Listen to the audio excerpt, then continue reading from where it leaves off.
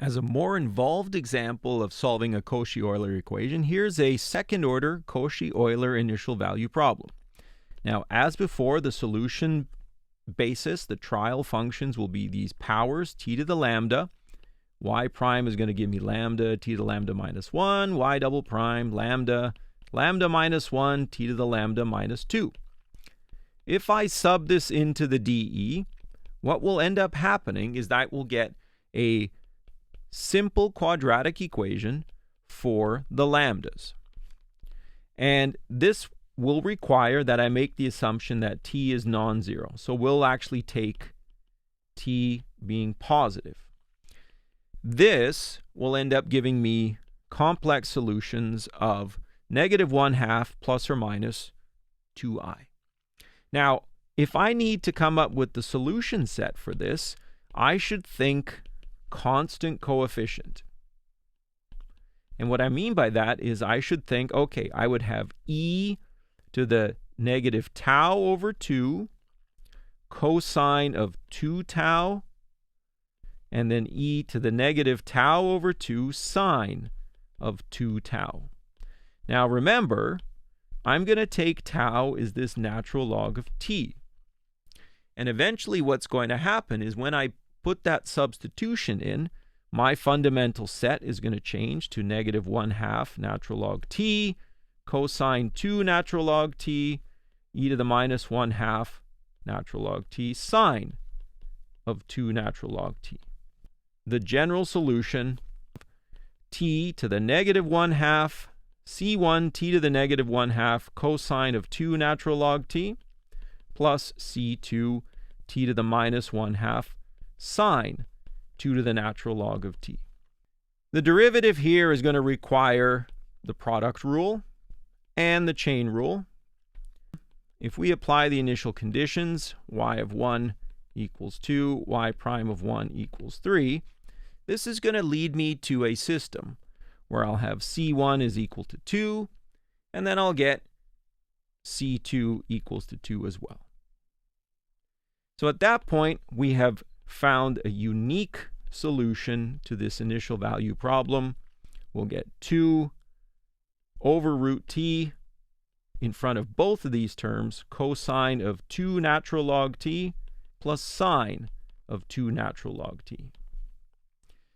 Now, we can convert this into a single sine or cosine function, and it's just like we did before.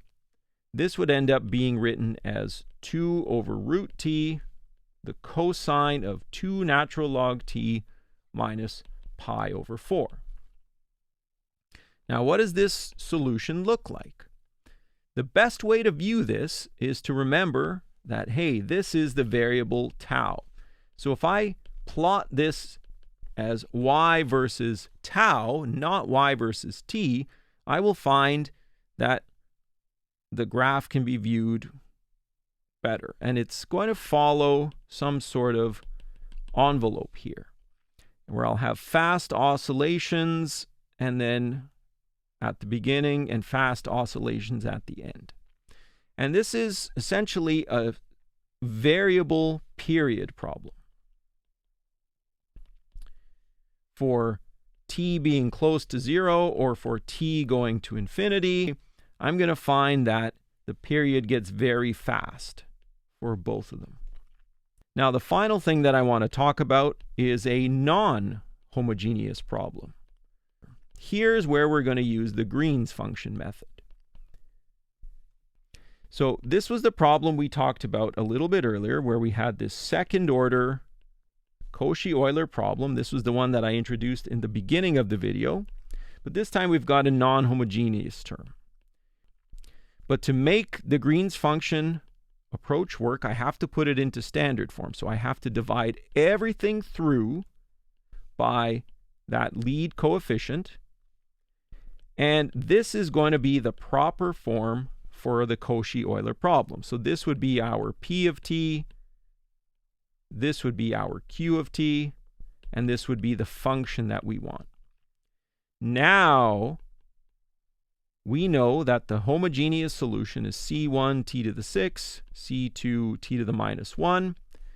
And the particular solution is going to be as it was before. Some t naught, integrated t naught to t, this Green's function, t and s, f of s ds. This particular case, I'll have g of t and s. The function that I want to integrate here is 3 natural log s over s squared ds. The Green's function is formed just like it was before.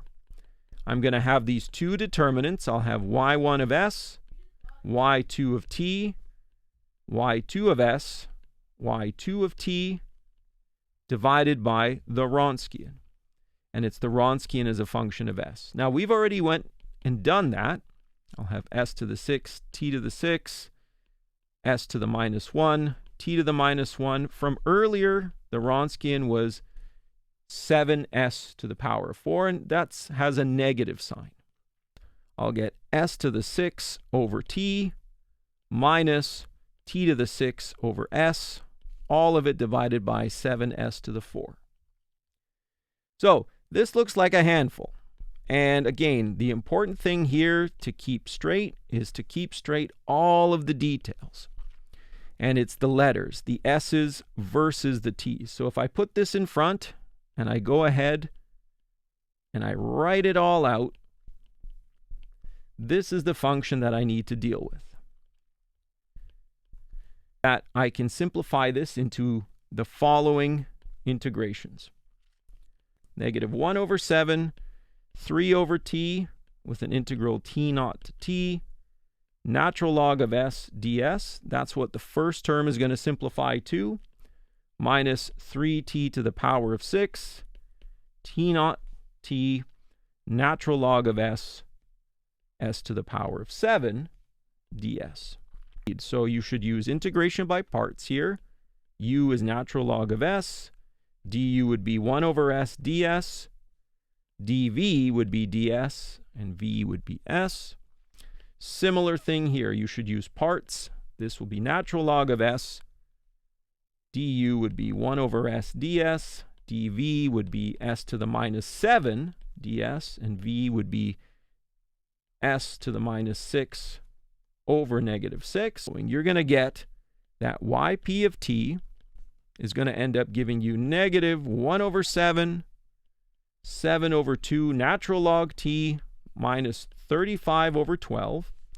You're going to get some term that contains t naught, and you're going to get some factor of t to the 6 plus some other factor with t to the minus 1. And each of those things contains a t naught.